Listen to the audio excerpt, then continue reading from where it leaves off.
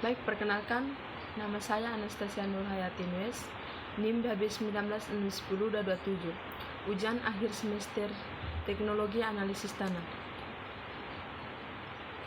Yang pertama, review artikel jenis penelitian eksperimen. Teknologi ameliorasi dan pemupukan tanah suboptimal serta hubungannya dengan sifat kimia tanah dan pertumbuhan padi galur sikuneng. 1.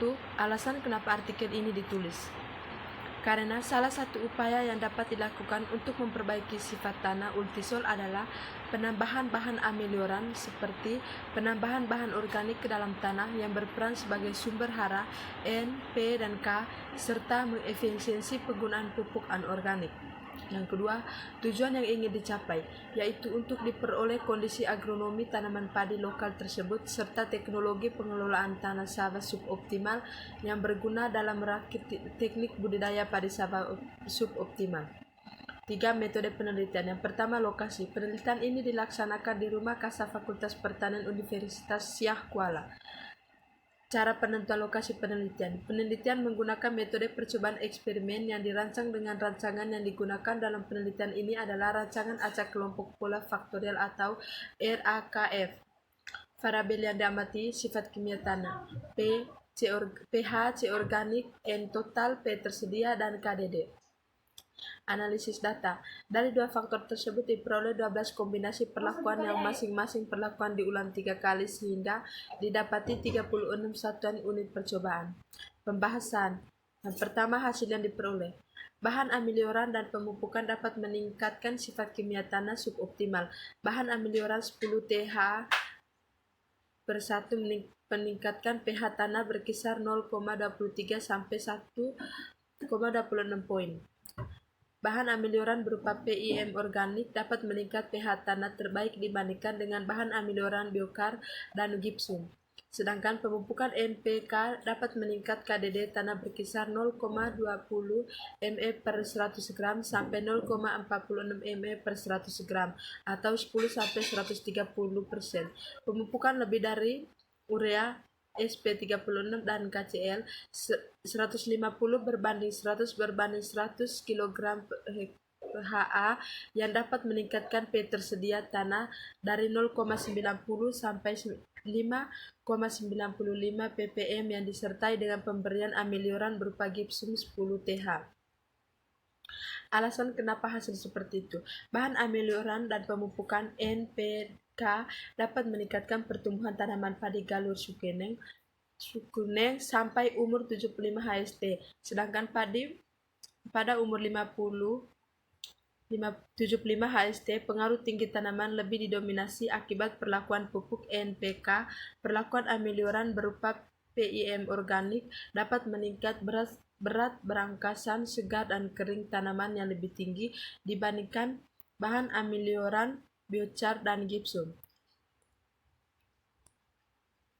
Yang kedua, review artikel jenis penelitian survei. Analisis karakteristik sifat kimia tanah pada lahan original pratambang dan lahan revegetasi pasca tambang batu bara di PT Trubando, Kualmening, Kabupaten Kutai Barat, Provinsi Kalimantan Timur. 1. Alasan kenapa artikel ini ditulis. Evaluasi kegiatan diperlukan untuk mengukur keberhasilan kegiatan revegetasi yang telah berjalan dalam upaya merehabilitas dan memulihkan lahan yang rusak. Hasil pelaksanaan evaluasi diperlukan untuk memberi rekomendasi dan bahan masukan guna perbaikan pelaksanaan kegiatan rehabilitas lahan pada masa yang akan datang. Evaluasi kegiatan dapat dilakukan dengan cara melihat keberhasilan tumbuh tanaman atau presentasi tumbuh dan kesehatan tanaman atau presentasi sehat. Selain itu, dapat juga melakukan pendekatan melalui kegiatan penilaian sumber daya tanah. Pendekatan penilaian sumber daya tanah telah banyak mengalami perkembangan dengan melibatkan berbagai fungsi tanah secara holistik, tidak hanya aspek produktivitas lahan saja. Untuk itu, kegiatan penilaian memerlukan tolak ukur yang dapat menggambarkan kecenderungan umum perubahan kondisi tanah selama dimanfaatkan. Salah satu tolak ukur penilaian tersebut adalah mengetahui sifat kimia tanahnya. Tujuan yang ingin dicapai. Tujuan utama rehabilitasi lahan bekas tambang melalui revegetasi adalah menciptakan percepatan suksesi penutupan lahan oleh vegetasi yang mapan.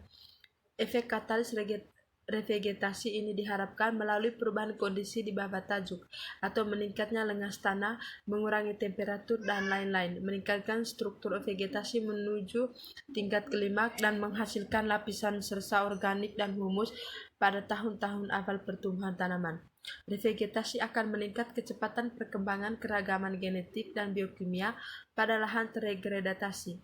Kondisi tanah yang merupakan perpaduan sifat fisika, kimia, dan biologi menjadi faktor yang menentukan keberhasilan revegetasi lahan pasca penambangan, sedangkan fungsi tanah sendiri adalah sebagai reaktor lingkungan dan media tumbuh tanaman. Metode penelitian. Lokasi penelitian dilakukan di area lahan revegetasi pasca tambang batu bara PT Trubaindo Coal Mining. Cara penentuan lokasi penelitian.